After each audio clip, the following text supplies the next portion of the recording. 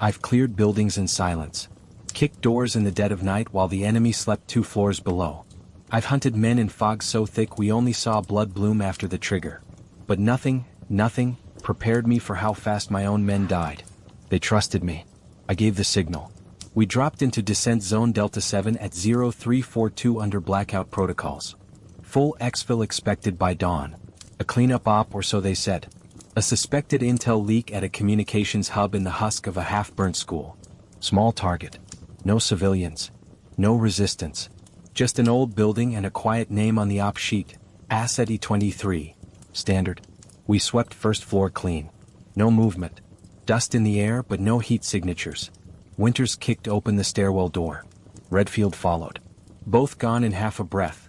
A flash of white, deafening silence and fire that collapsed the ceiling like a mouth shutting. I hit the wall hard, hearing my ears scream. Bone broke, didn't know what yet. All I could see was flame curling around Redfield's boot, what was left of it. Drones. Precision drone strike. Not enemy tech, ours. Surgical. Full asset kill. This wasn't a leak containment. It was a purge. I clawed my way out from under drywall and rebar like a wounded animal. My shoulder hung wrong. I tasted metal and concrete. Thought I was going to die in a ruin built by my own side. Then I saw the shard of hollow glass still flickering from Redfield's tac pad. Part of the live comms feed had survived. Whoever triggered the strike was still logged in. Operator ID, Corwin 1. Colonel Reese Corwin. My commanding officer. My mentor. My friend. He'd ordered the kill strike himself. While we were inside. I lay there for a long time listening to my own breathing, and the subtle hum of corrupted data looping through the pad like a whisper that wouldn't stop. Asset E23 confirmed inside. All operatives expendable. That was me. They named me a ghost, then sent fire to bury the proof. I don't remember standing. Don't remember limping through back alleys with my arm dangling like meat. Only remember crossing a collapsed highway on foot as the sun cracked over the ash-colored skyline, and the world felt heavier than it ever had before. I spent the next 12 hours in a drainage pipe beneath the city, bleeding into garbage water, hiding from surveillance drones with dying batteries and a flickering pain suppressant injector. I had 1 ration bar, 3 hollow point mags, and the sound of my squad's deaths echoing in every breath I took. Night fell. I didn't sleep. My biometrics were likely flagged. My home, compromised. My wife, Claire. I needed to see her. I needed to know if she knew. Because if she didn't, I needed her. Just once. Just to say my name like it still meant something. I broke cover just after 0100 and stole a civilian cycle off a checkpoint lot, bypassed the ignition with my old field tools. Still had muscle memory. That scared me. I reached our street by 0400. 2 silent patrols. No guards out front. The government housing grid still listed me as confirmed Kia. I slipped inside our apartment like a shadow. The couch was the same. So were the coffee stains. One of my jackets still hung on the hook by the door. Claire was in the kitchen. Awake. A half-finished glass of wine on the counter. She didn't scream when she saw me. She just set the glass down, slowly, like she was trying not to break it. I saw the report, she whispered. Was it true? She walked around the island, trembling slightly, and touched my face. My blood was still drying on my neck. Then she kissed me. And in that kiss, there was nothing. No relief. No grief. Just silence. Calculation. That's when I saw the comm pad on the kitchen table, still unlocked. A message thread with someone labeled, JV. My stomach dropped. Package secured, it read. ETA to Judah in 2 hours. And below that, don't let him see the files. I staggered back, heart going cold. Claire was still watching me, head tilted. I'm sorry, she said, voice barely above a whisper. They said they'd kill him too if I didn't help. And I didn't think you'd actually survive. I didn't ask who him was. I didn't want to know. Not yet. The glass of wine hit me before the floor did. Darkness came fast. But not fast enough to erase the image of her smiling. Waking up inside a metal crate is an education in how much your body hates you. My mouth was gagged with something soaked in sweat. Zip ties cut into my wrists. It was pitch black and every breath tasted like rust and piss. The crate rattled over uneven ground, probably the back of a transport truck. Military-grade suspension, run-flat tires. Not civilian. Too smooth. I didn't scream. I didn't panic. I just lay there listening. Air brakes hissed. A stop. 2 muffled voices outside the crate. One male, one female. The man had a southern edge. Casual. Not afraid. The woman was clipped, measured. Then the latch unlocked with a loud clack and blinding white light flooded in. I didn't look away. I wanted them to see my eyes. One figure stepped forward, balaclava, tactical gloves, pulse rifle slung across his back. He crouched, cut the ties and pulled the gag loose. Then he peeled off the mask. "Jesus, you look like shit," he said. My brain froze. "Thomas?" He grinned. "Hi, little brother." I hadn't seen him in 6 years. Last time he was being loaded into a medevac after an op went sideways in Colorado. We got the report 2 days later. Kia? Full honors. Closed casket. He clapped my shoulder like we were still at Mom's dinner table talking football. I told him you'd be too damn stubborn to die. Get up. He helped me out of the crate. We were parked under a concrete overpass. A disguised transport, looked like a water utility truck. Behind us, 2 sentries stood watch. One of them was a woman, her hair buzzed, jacket unzipped to a Kevlar vest. She nodded at me but didn't speak. Thomas walked me out into the cool night air. There were stars above us. Actual stars. First I'd seen in months. "You're supposed to be dead," I muttered. "Funny. So are you." "How?" He exhaled, rubbed the back of his neck. "Faked it. Long story. You'll get the full download. But first." He glanced at the woman. She stepped forward. "This is Mira, Judah's former tech chief. She's the reason I found you before they did." Mira didn't offer a hand. "You're lucky your wife's bad at encryption," she said. "And that your comm ID still pinged on a low-band echo." I stared at her. "You used her to track me?" "No," she said. "We used her to bait Judah. You were just a bonus." Thomas gave her a look. He just got out of a crate. "Ease up." I didn't say anything. I was still trying to process the fact that the only family I had left, the man I mourned, toasted, and buried in my mind, had been alive, underground, and watching from the shadows. And that he'd saved me. Thomas handed me a flask. "Water. No poison. Swear on Mom." I drank, slowly. My stomach clenched, then settled. "What the hell do you want from me?" I asked. Thomas looked at me, really looked. "Justice." I snorted. "You sound like a resistance pamphlet." "No," Mira cut in. "Pamphlets don't come with kill lists." She handed me a data chip. I turned it over. FSC logos. Black barred documents. Clearance tags I hadn't seen since the Joint Command days. "Where'd you get this?" I asked. "Your wife's comm," she said. "She's been helping Judah plan black ops against ex-FSC assets. You weren't just a stray. You were the target." Thomas crossed his arms. "And here's the part that's gonna break your goddamn head open." He tapped the side of the chip. "There's a girl. 10 years old. Name's Lila." My chest went cold. He watched me. "She's your daughter." I didn't move. Couldn't speak. The world stopped. "Rachel Monroe," Thomas said quietly. "College sweetheart, remember her? She disappeared after graduation. You thought she left." "She did," I whispered. "No. Judah got to her first. She's been working in one of his bunkers under duress. Threatened her, said he'd kill Lila if she tried to run. She stayed quiet. Until now." Mira stepped closer. "We pulled a live feed of Lila from a drone recon sweep 2 weeks ago. She's alive. Say, for now." I swallowed hard. My hands were shaking. Thomas laid a hand on my shoulder. "We're going to get them both out. But first, we need you clear. We need you sharp. We need the man who led ghost ops into sovereign cities and made it back." I looked at him. "I'm not that man anymore." He didn't blink. "Good. Because that man served them. I want the one who burns them to ash." We rode east in silence, crammed into a stolen SUV disguised as a county emergency response vehicle. No logos. No trackers. Just matte paint, mud-caked tires, and prayer. I sat in the back seat, staring out the window at black fields rolling past. Somewhere beyond that dirt, my daughter existed. My daughter. 10 years I never knew. 10 years stolen from me. Thomas drove like he'd done it 1,000 times. Mira rode shotgun, flicking through comm frequencies on a military tablet. No one spoke for 20 miles. I didn't have anything to say, and they were smart enough not to press. Finally, Mira broke the silence. "She's at Site 17. We call it the Orchard. Was an old community co-op before the war. Now it's a safe zone under deep covert tags. You'll meet her there. Soon." I nodded. "Is Rachel there too?"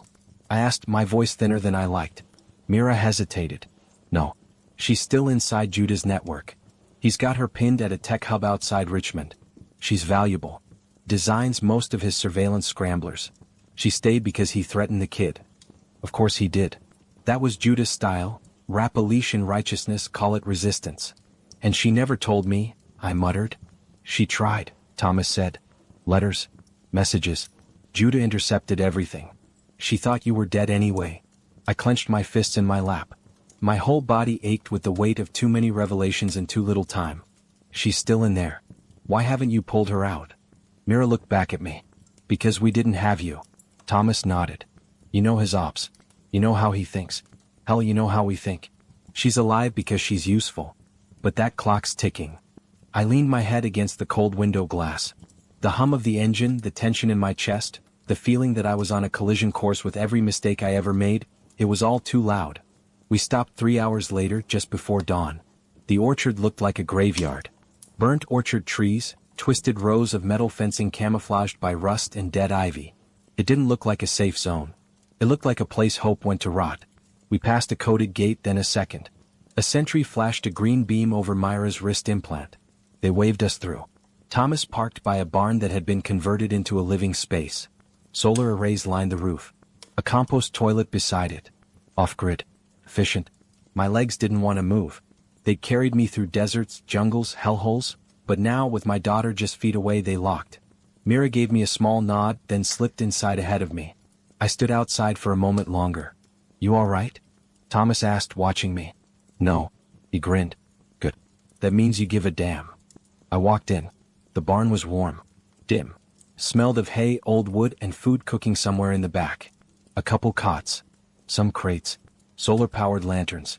And there, sitting on the floor with a sketchpad in her lap, was a little girl with long black hair and eyes too large for her face. Lila. She looked up. Her eyes locked on mine. Curious. Quiet. Hi, she said softly. Are you the man in Mom's pictures? I opened my mouth, but no words came. She stood up. Walked over. Close enough to touch. You have the same eyes, she said. She said you were a soldier. I knelt, every part of me trembling. I whispered. I'm not anymore. She tilted her head. She said you were brave. That you did bad things but you didn't want to. My chest caved in. She said you were kind before the war. Are you still kind? I swallowed, choking back everything I wanted to say. I don't know, I said. Then she hugged me. Simple. No hesitation. I missed you, she said. And just like that, I was hollowed out. I wrapped my arms around her. Felt how small she was. How real. Thomas stepped into the doorway and watched us quietly. I'll give you 2 time, he said. As he left, I heard him murmur to Mira. He needed this. And Mira, cold voice softening for once, replied. We all did. Lila fell asleep with her head against my chest. I hadn't moved in over an hour, afraid that any shift would wake her, or worse, break whatever invisible thread tied her to me. Her breath was soft, steady. Like wind through tall grass. I studied her face in the quiet. The way her brow furrowed slightly even in sleep. Like she was thinking. Or guarding herself. A 10-year-old with too many shadows behind her already. She had Rachel's mouth. My eyes. A dimple in her right cheek that only showed when she smiled crooked. Just like mine when I was her age. 10 years. A decade of silence I didn't know I was supposed to be breaking. Outside the barn, I heard quiet murmurs. Myra's voice. Thomas's deeper one, low and measured. I stayed where I was, running a hand gently over Lila's hair. She didn't stir. I let myself breathe. A few minutes later, Mira stepped in. Her boots were quiet on the barn floor. She's out cold, she said. Yeah. She's tough. Rachel raised her right. You'll see. I nodded. I didn't trust my voice. Mira watched me for a moment. Her face, usually unreadable, had a faint crease between her brows. Not suspicion. Not anger. Just curiosity. Maybe pity. I used to think guys like you didn't have souls, she said. I raised an eyebrow. Still might not. She cracked the smallest smile. Fair. I eased Lila onto the cot and stood. My knees popped. Mira tossed me a bottle of water and a ration bar. Eat, she said. You look like shit. Thanks. We stepped outside into the morning light. Fog clung to the orchard ruins, low and ghost-like. A crow perched on a dead tree branch and stared at us like it was waiting for the next war to start. Thomas sat on an overturned crate by the fence, tinkering with a handheld transmitter. She's good, right? he asked, not looking up. She's perfect, I said. He nodded. She's tougher than both of us combined. I took a long swig of water. Mira stood beside me, arms crossed. What's next? I asked. Thomas looked up now. His face was all business. We go get Rachel. The words hit me like a shot to the ribs. She's at a relay hub 20 miles out. Used to be a school admin center. Now it's a tech lab for Judah's surveillance upgrades. She works inside. Never leaves the perimeter. Mira handed me a small folder. Inside were grainy drone images of the compound. Fences. Guard rotations. Power relays. A blinking infrared signature marked sublevel 2. She sleeps in the server vault, Mira said. Hasn't left in almost 2 years. Why didn't she run? I asked. She tried, Thomas said. Judah found out. Sent a team to the orchard. Put a gun to Lila's head and told her exactly what'd happen if she disobeyed again. My hands curled into fists. She stayed to protect her, Mira finished. But she's burning out. We have maybe a week before he replaces her. I stared at the map. Why now? Because Judah's planning a mass silence protocol, Mira said.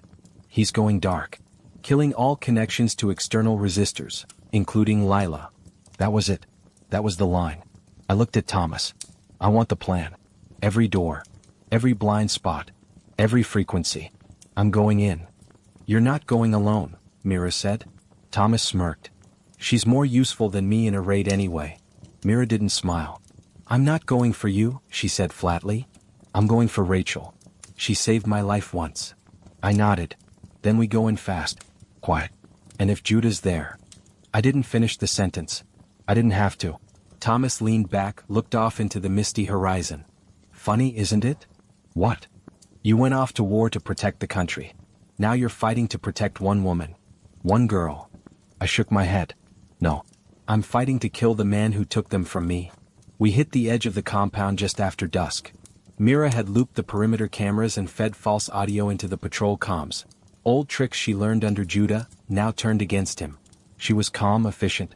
I was grateful for it. Rage makes you sloppy. She kept us sharp. Thomas held position outside the western fence line with a sniper rifle and a SATPAC relay to keep Myra's signal strong. He'd cover our exit, or rain hell if we didn't come back. It was just the two of us inside. The tech hub used to be a school.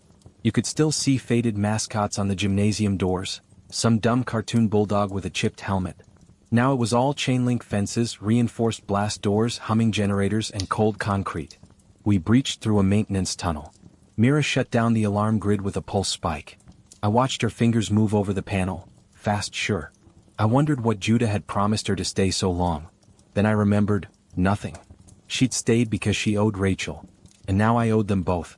We moved silently through the sublevels. No guards here. Judah didn't think anyone could get this far. That was his first mistake. Mira led us to a reinforced door marked S2/core access. The keypad glowed red. She's in there, she whispered. Last heat signature scan was 20 minutes ago. She hasn't moved. I raised my sidearm. Not for Rachel, never for her. For anything Judah might have left behind. Mira keyed in the access code. The door clicked open, and there she was. Rachel Monroe sat at a workbench, surrounded by server stacks, wires, and old-world monitors. Her hair was longer now, streaked with silver at the temples. Her frame was thinner, paler. But her face, God, her face, was the same. Her eyes lifted slowly when she saw me. She didn't speak. Neither did I. Then she stood up, carefully. Like a woman walking through a dream she didn't trust. Elias, she said, her voice cracking. I couldn't breathe. It's really you. I stepped forward, but she froze. Wait, she whispered. Is Lila? She's safe, I said. I've seen her. She's at the orchard. With Thomas. Her knees gave out. I caught her before she hit the ground. She clung to me like she never wanted to let go again. Her fingers gripped my jacket. Her head buried against my chest. I'm sorry, she sobbed. I tried to find you. You said you were dead. I thought you were gone. I held her tighter. I thought you left me. She looked up, face streaked with tears and dust. I wanted to tell you. I wanted to run. But Judah, he showed me pictures. Said he had people watching Lila every hour. Said if I so much as whispered your name, he'd make me watch her die. I felt the old war rise in me. The one that had nothing to do with orders or politics. The one that tasted like blood. We're getting you out, I said. I disabled the motion sensors in the western hallway, Mira said from the door. We've got 7 minutes before the shift change. Rachel looked at her. You came? Mira gave her a tight nod. You saved my life. This is me paying that back. Rachel turned back to me, eyes wide. Does Lila know who I am to you? She knows, I said. And she asked about you every night. She broke again. But it was quieter this time. Grief giving way to something almost like hope. I pulled her to her feet. She grabbed a flash drive off the bench and stuffed it into her jacket. Data on Judah's next phase, she said. Names, plans, cities. It's all there. Good, I said. We'll use it to burn him down. We moved fast. Mira took point, covering us through the winding halls. Rachel clung close to me, shaking but steady. She didn't ask questions. She didn't look back. By the time we hit the fence line, Thomas was already waiting with the truck's engine running. Rachel climbed in. I followed. As we pulled away, she reached for my hand in the dark. I thought I'd never see you again, she whispered. You will, I said. Every day from now on. And for the first time in years, I meant it. We didn't speak much on the drive back. Rachel leaned against the window, her hand in mine, her eyes fixed on the dark blur of forest beyond the headlights. Mira sat in the back beside a disassembled pulse rifle, tuning the scope. Thomas drove, one hand on the wheel, the other tapping out a silent rhythm on his thigh. I just watched them. Watched Rachel breathe. Watched Myra's knuckles. Watched the road disappear beneath us like time folding back in on itself. I hadn't realized how much I'd been surviving with nothing to live for, until I had them both again. But I also knew it wouldn't last. Not until Judah was dead. And that thought, the need for it, didn't scare me anymore. When we reached the orchard, Lila came running out barefoot, eyes wide. Rachel was out of the truck before it stopped moving. Their collision, mother and daughter, was silent. Just arms and tears. Lila wrapped herself around Rachel like she was trying to prove she was real. Rachel dropped to her knees, sobbing into her daughter's shoulder. I'm so sorry, she whispered over and over. I'm here. I'm here. I'm here. Mira looked away, pretending not to see it. Thomas just exhaled, muttered something like a prayer and walked toward the barn. I followed him in. He pulled 2 beers from a hidden cooler and handed me one. Didn't think I'd ever see you smile again, he said. I'm not, I said, cracking it open. Not until Judah's gone. Thomas nodded, leaned back against the beam. He won't stop. You know that. I'm counting on it. He studied me for a second. You're different. I didn't answer. After a pause, he added, You're better? I wasn't sure about that. We drank in silence for a while. Then Mira walked in, still tightening the pulse rifle barrel. Her eyes flicked to Thomas, lingered just a second too long. He noticed. Neither of them said anything. She handed me a folded blueprint. Comms tower. His final phase starts in 4 days. I scanned it. Target. A central relay in the Sierra Range. Reinforced by FSC defectors. Function, blackout grid. He was planning to cut every communication thread between resistance cells. Total digital silence. I want in, I said. You were already in, Mira said. But this time I'm going with you. Thomas raised an eyebrow. Since when do you run field? Since he sent Claire after me, she said flatly. That stopped me cold. What? Mira looked down. She stabbed me. At the last relay hit. Almost bled out in a storm drain. She's alive? I asked, jaw tightening. Yeah, Thomas said. And guess who's guarding the tower? My stomach turned. Of course she was. Judah's lapdog. Judas with a wedding band. She's yours, Mira said without flinching. No one's going to take that from you. Good, I muttered. Because I'm not here to win anymore. I'm here to settle. Rachel stepped in just then, Lila clinging to her side. She's asleep, Rachel whispered. But she knows you're staying. I crossed to them. Put my hand on Rachel's cheek. Her skin was still warm from tears. I'm not going anywhere, I said. She smiled, sad and soft. Yes, you are, she said. You're going to finish this. And I saw it then, the woman I fell in love with all those years ago. Not gone. Just waiting. Thomas stood up. Mira checked her gear. Rachel kissed my jaw. And I felt it all settle into place. This was everything that was mine. And I was ready to kill for it. The comms tower rose like a spine of steel bones above the forest line.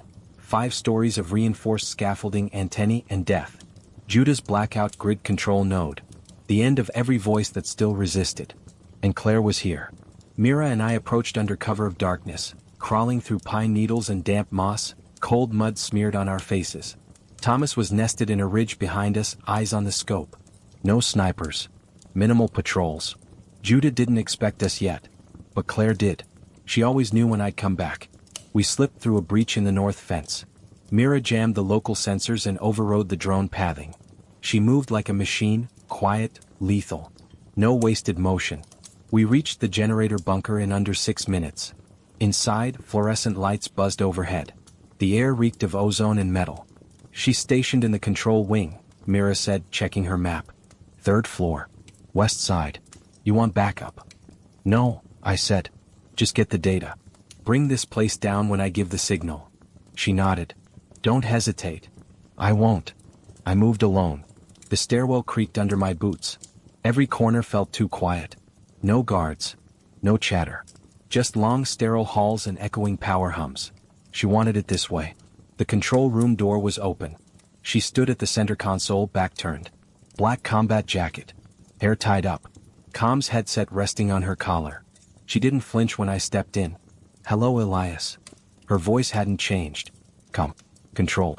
Always a little too even. I raised my weapon. She didn't turn. "I knew it'd be you. You always were a good guesser," I said. Finally she turned. Her face was pale, but her eyes, those sharp gray eyes I once believed, still burned. "You found Rachel." "Yes." "And Lila." "You don't get to say her name." She nodded slowly. "Judah wanted me to poison her. Just in case you made it out." "I couldn't do it."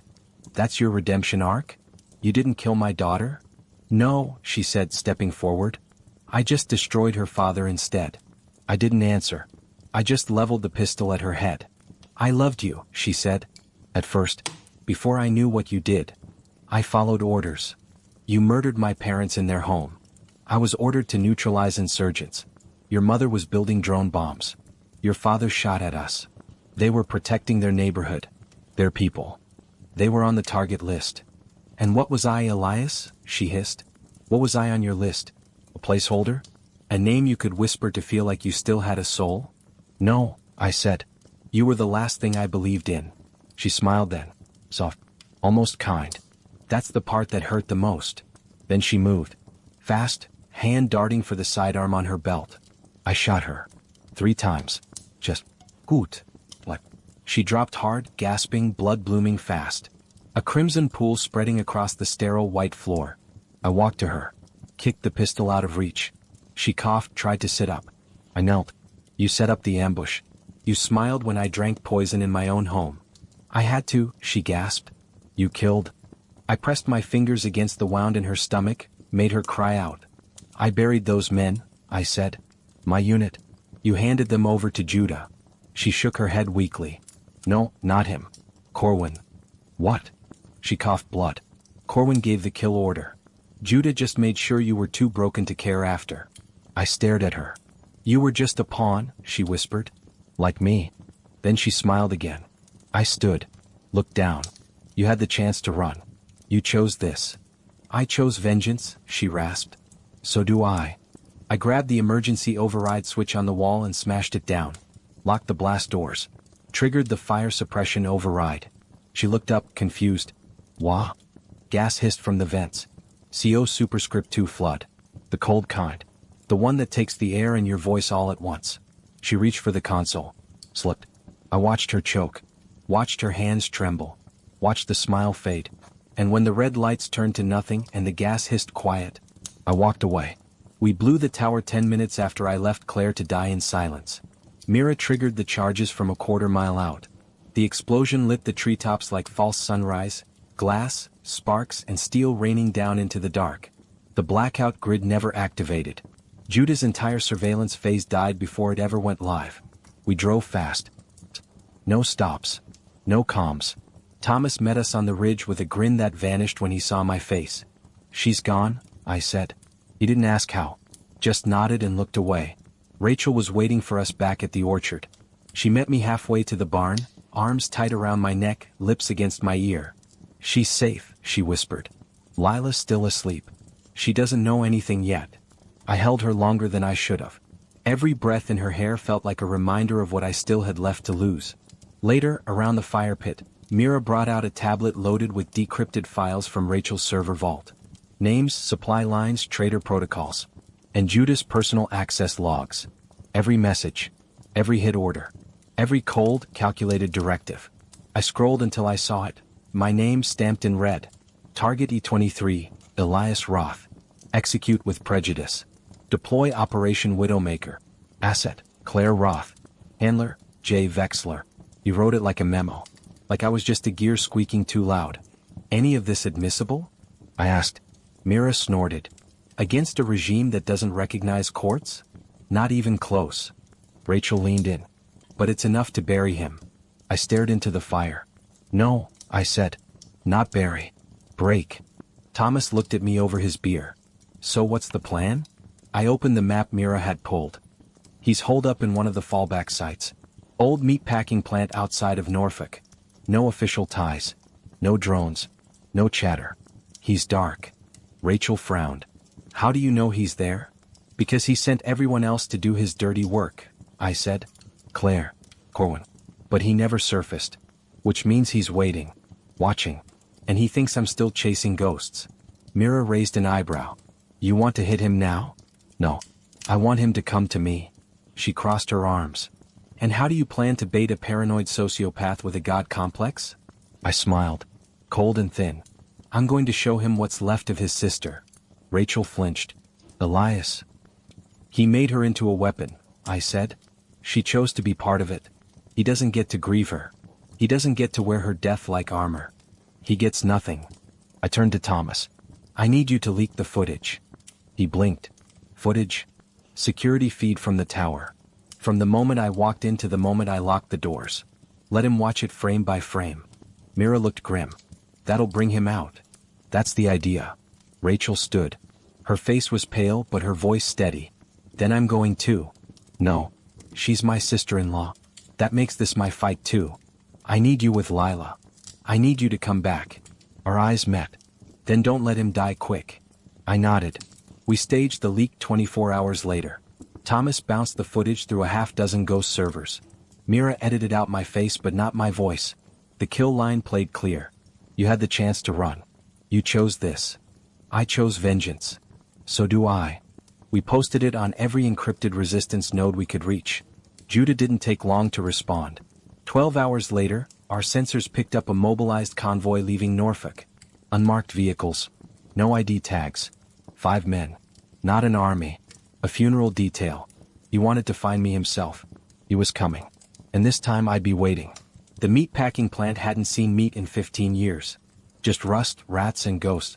Judah came at dusk exactly as I expected. 4 men, each armed, each moving like they thought they were wolves. He came last. Black coat. Gloves. Face like a priest at his own funeral. He thought this was a warpath. But I'd already buried my weapons in the floorboards and locked the doors behind them. I waited in the freezer. Room 3. Still had meat hooks hanging from the ceiling. I greased the chains, cleared the floor, prepped restraints. The kind of place where screams used to echo and no one asked questions. Judah came through the north hall, slow, cautious. He was alone now. His men didn't make it past Mira and Thomas outside. He stepped through the freezer doorway and stopped dead. I was already behind him. The tranq dart hit his neck before he turned. He hit the floor like a rag doll. When he woke up he was hanging upside down. Stripped to the waist.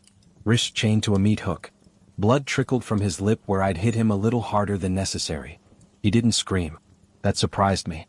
Nice setup, he muttered, voice hoarse. Should have known you'd come back to butcher's work. I leaned against the rusted table, arms crossed. Where's the sermon, Judah? No manifesto? No tragic backstory? He smiled, teeth red. I already gave that to your wife. I didn't move. You killed her, he said.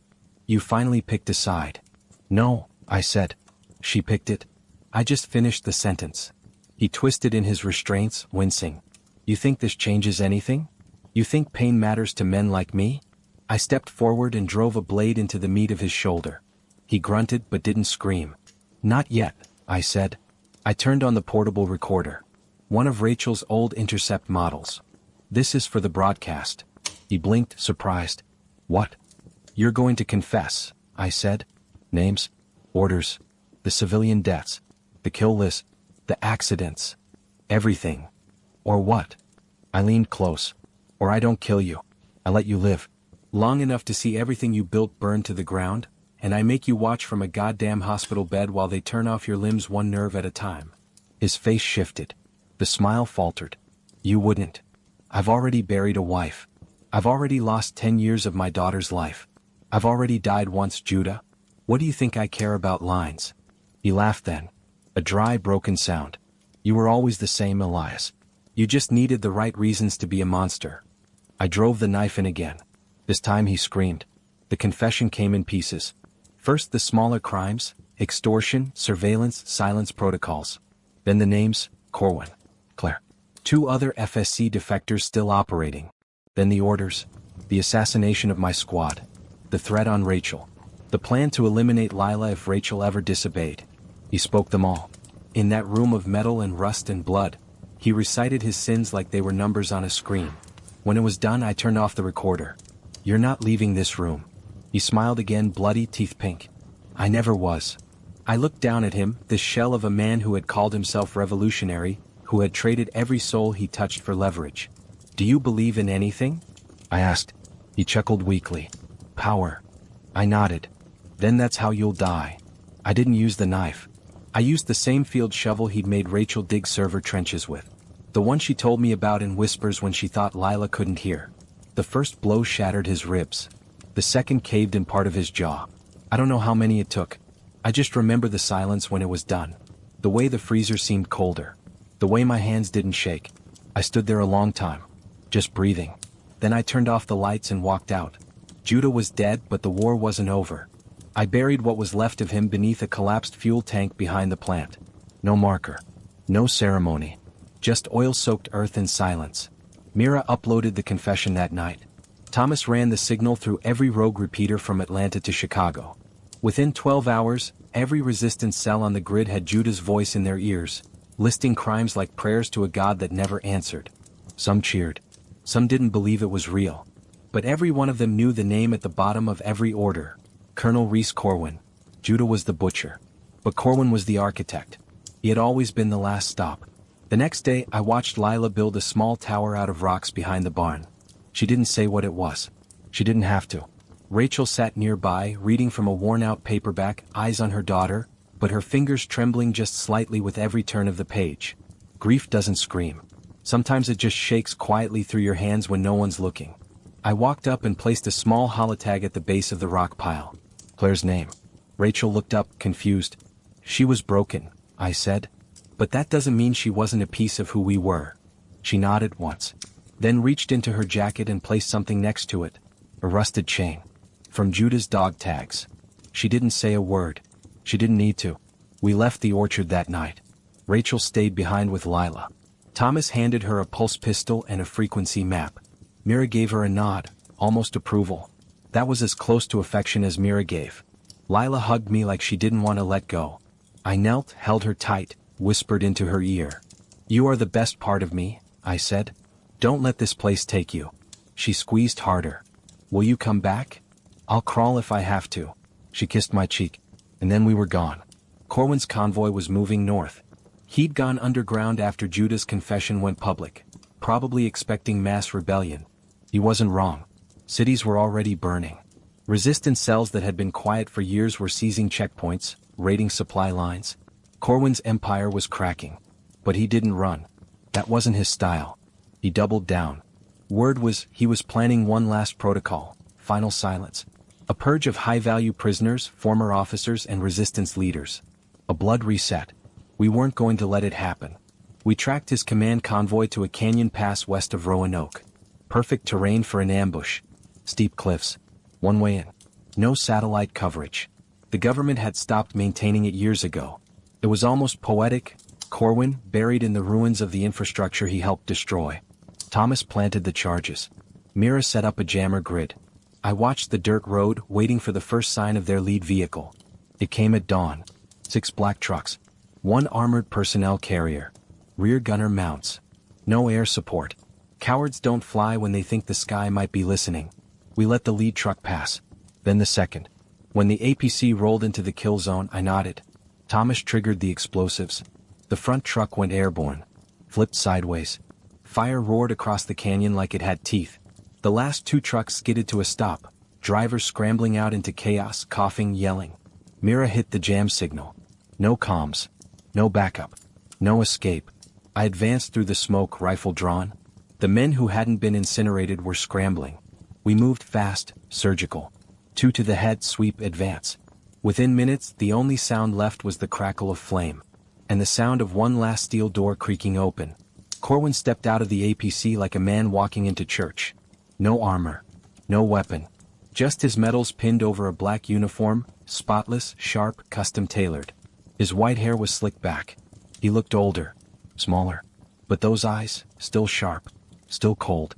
"Major Roth," he said, voice calm. "He levered my rifle." "Colonel." He looked around at the destruction, at the bodies of the men who followed him into hell. "You never understood the point of sacrifice." "You mean betrayal," I said. "No," he replied. "Sacrifice. Men like us were always meant to burn so something stronger could rise from the ash." I stepped closer. "You used children. Bombed cities. Killed your own. We stabilized the country. You erased it." His lips twitched. Almost a smile. "You were my best. I made you into something rare. Something pure." "No," I said. "You hollowed me out." He looked past me. "To what end? You think killing me fixes this? You think it brings them back?" "No," I said, and pulled the trigger. One shot. Right through his kneecap. He dropped, screaming. I moved fast, grabbed his collar, dragged him across the gravel toward the wrecked APC. Tossed him inside. Mira stepped forward, dropped a thermite charge onto the floor beside him. "Tell your gods I said hello," she whispered. Then we locked the door. Thomas handed me the igniter. I looked through the tiny slit in the armored window. He was looking back. For the first time he looked afraid. I clicked the detonator. The blast lit the canyon red. And Colonel Reese Corwin, architect of the regime, killer of nations, was erased. The smoke lingered for hours. We didn't talk much after Corwin burned. There was nothing left to say. Mira stood at the canyon's edge, rifle slung across her back, hair tangled with ash and dust, staring at the fire like it might flicker into some new answer. Thomas paced along the ridge, checking the comms rig, watching for any trace of survivors or tracking drones. There were none. The kill zone held. Every last one of them. I sat on a rock with blood on my boots and gravel grinding into my palms. My hands wouldn't stop shaking. The adrenaline had drained out, and in its place was a void, one that felt too big to fill. Corwin was gone. Judah was gone. Claire was gone. The tower. The plant. The convoy. All gone. And yet I was still here. Still breathing. Still bleeding. Still a man carrying the names of everyone who didn't make it to the end. Thomas crouched beside me and handed me a flask. "Did it help?" he asked. I took a swig. Whiskey. Rough. Burn going down. "No," I said. "Didn't think it would." I handed it back. He sat next to me, arms resting on his knees. For a moment we were just brothers again. Two kids from Ohio who never thought they'd end up soldiers in a civil war. He tilted his head. "You remember what Dad said about flags? No one cares until they're burning?" He chuckled. "That one too. But I was thinking about the other thing. About how a flag ain't worth the cloth it's printed on unless it means something when the wind stops blowing." I nodded.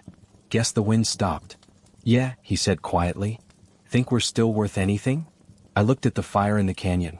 The smoke rising like a last breath. "I don't know." Mira walked over and dropped her gear beside us. "Comm grid's fried," she said. "No one's coming." "Good," I said. She sat, pulled off her gloves. Her hands were scarred. Burned in places. Fingers calloused. Still shaking slightly. Thomas glanced at her. "You okay?" She shrugged. "Not really."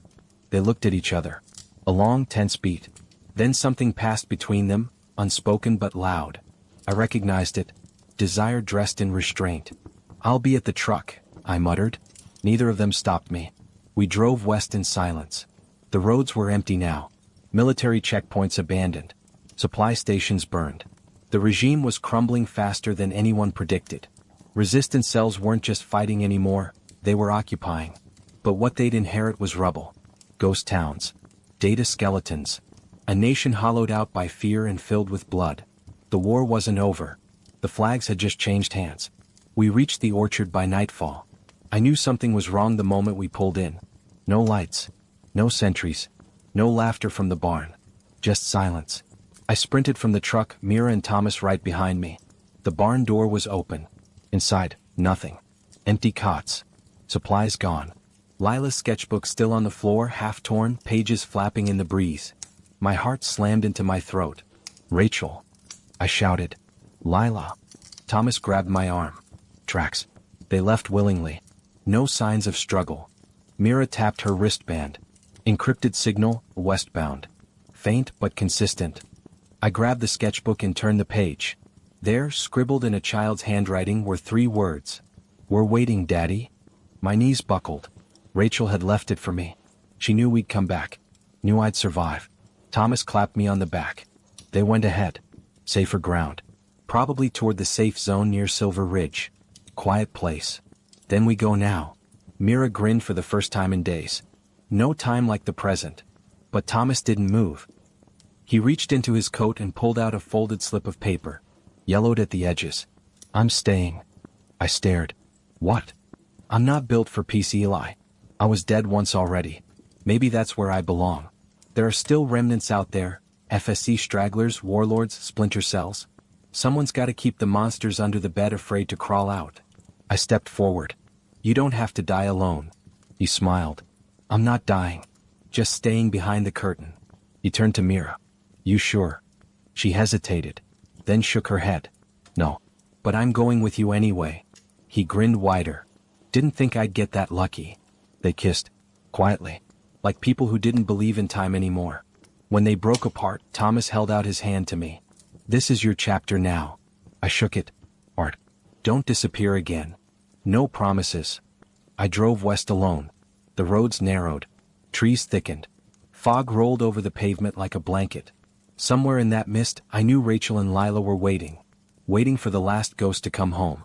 I crossed a shallow stream by sunrise, tires splashing over rock and ice. Then I saw it. Smoke from a chimney, the edge of a porch, wind chimes dancing in silence. I parked. Walked up. Knocked twice. The door creaked open.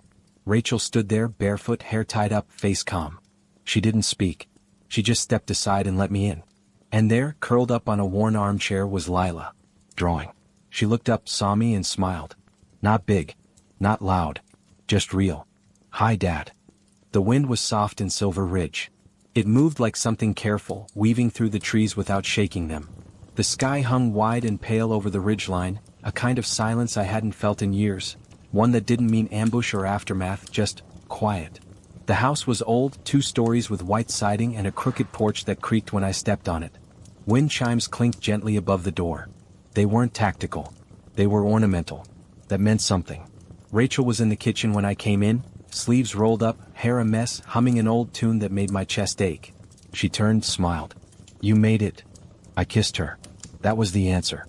Lila was outside with a stick and a patch of dirt, drawing spirals into the ground like they held secrets. I watched from the window. She was talking to herself, occasionally glancing up like she could feel me watching. I opened the door. She looked over her shoulder, grinned. Did you bring it? I nodded, holding out the cloth bundle. She ran to me barefoot, grabbed it with both hands. We knelt together by the old apple tree at the back of the property. She untied the bundle slowly like it was dangerous. Sacred. Inside was my FSC jacket. The one I hadn't worn since the day I pulled a sidearm on my own commander. Metal still pinned. Patches faded from sun and blood. I thought you burned it, she said. I almost did. Why didn't you? I looked down at her. Because I needed you to see me bury it. She didn't ask why. She just started digging. It took an hour to get the hole deep enough. We didn't rush. We didn't speak much. The shovel hit rocks, roots. We moved them aside.